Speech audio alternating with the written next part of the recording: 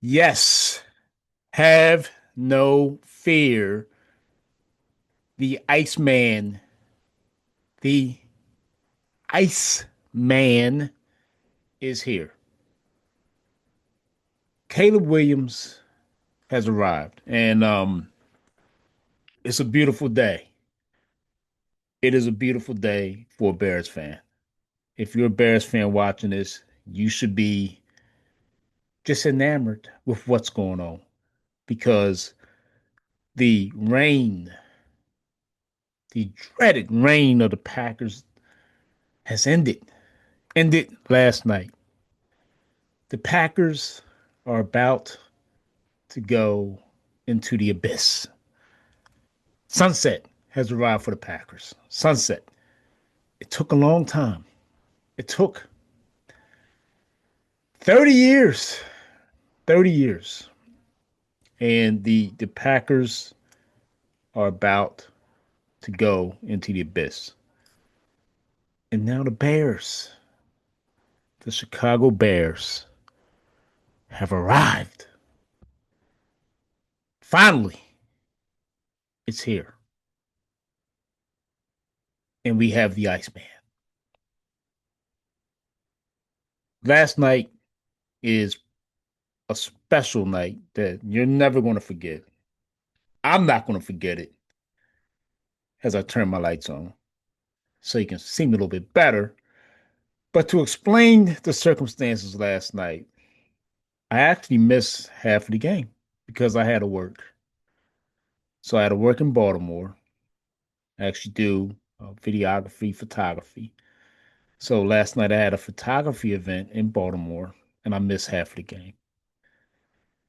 And I'm checking my phone and I'm seeing I see 3-0 Bears. I rolled my eyes because I said, well, they didn't score a touchdown, but it's typical Bears. Then I saw 7-3. Then I saw 14-3. And then I saw 14-3 again, but Packers had a ball at the Bears 1 yard line. And I really was like, what the this is not good. And of course, when I finally arrived at Jimmy's Seafood, where I ended up watching the game, it was 21-3. And I'm getting a barrage. I haven't checked my phone, so I'm getting a barrage of texts. My cousins, he's talking trash, talking about, oh, this is the Bears that we all know. But you know what I said?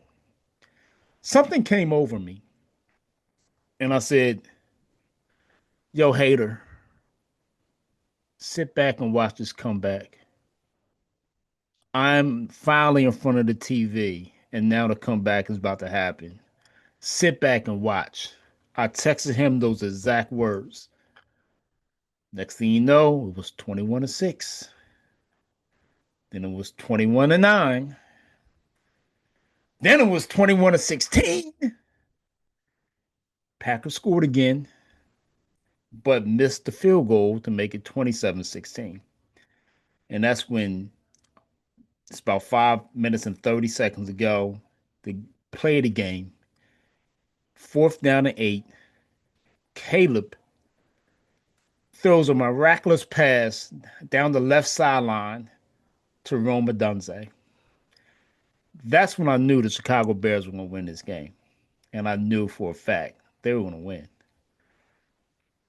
Next thing you know, Caleb finds Zacchaeus over the middle to cut the lead.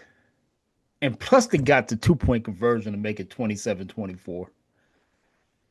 I just knew it was happening because this guy has done this over and over and over and over again. The motherfucking Iceman. And so it's 27-24. Love can't do shit with the ball.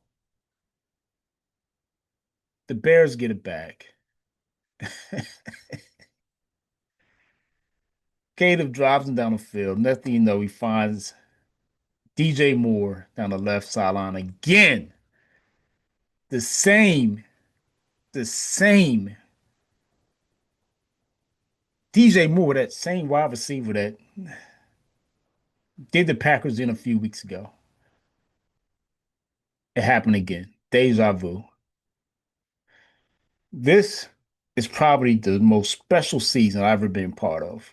And I saw all of that yesterday. All the second half, I saw all that. I didn't get my overall emotions wasn't as crazy as before when I told you the last few games that the Bears have gone into what seemed to be a loss. And I've left the bar like last time I was in New York City watching a game at a Bears bar, and I left that bar. And I was hoping the Bears would pull off a miracle, and sure enough, they did. And the last few weeks, I'm I'm off. I'm at of course, I'm watching the game, tuned into the end. The 49ers game, the Bears ended up losing. And the Detroit Lions game, the Bears lost again. But this time felt different.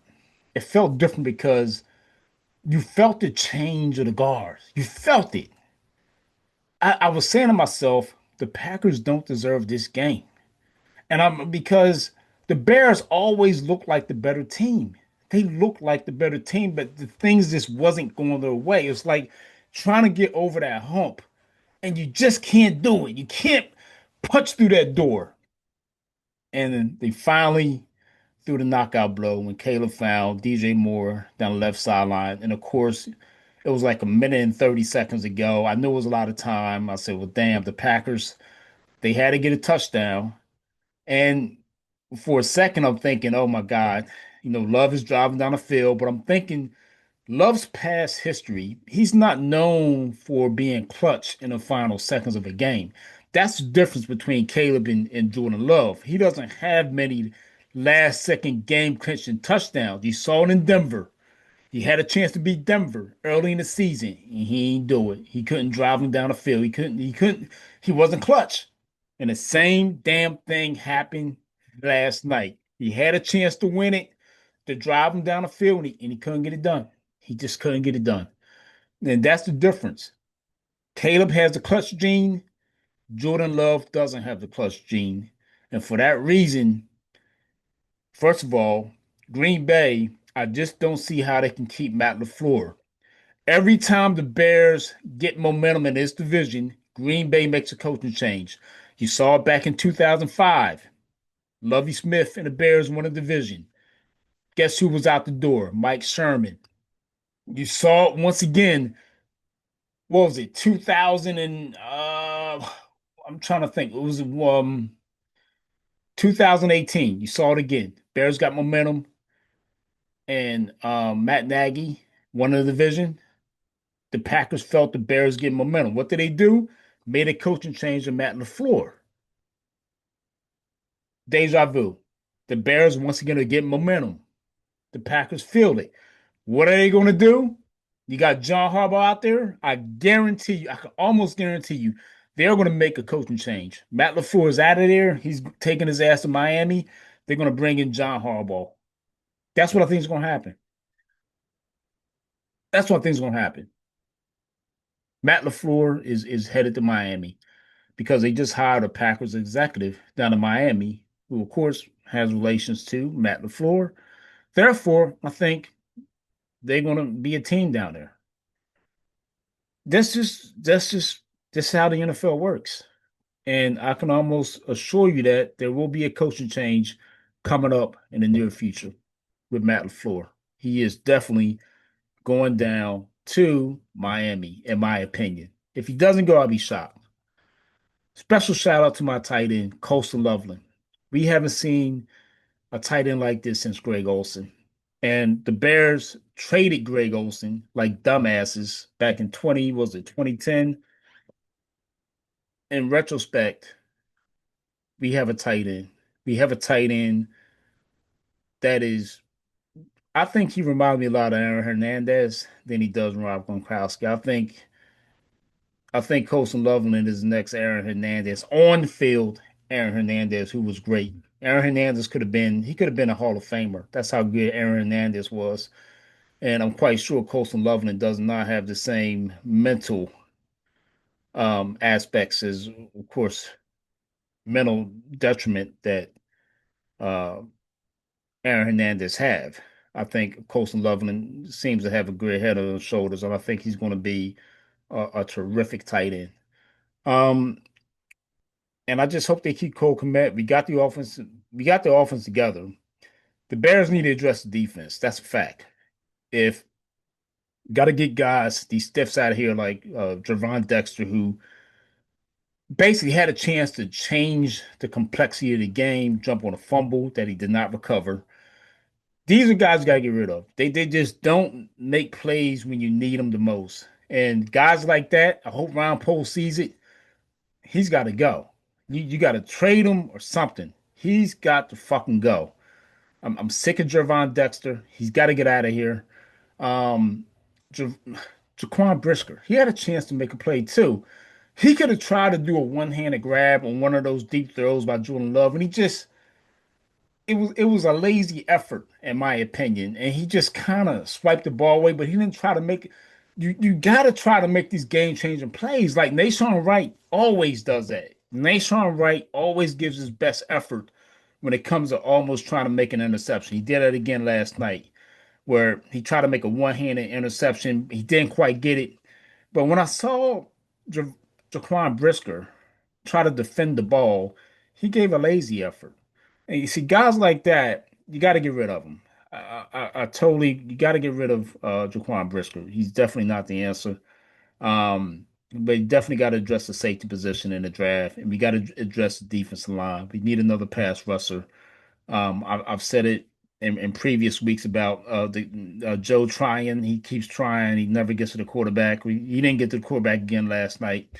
I think the only pressure, the only sack we got was by Austin Booker.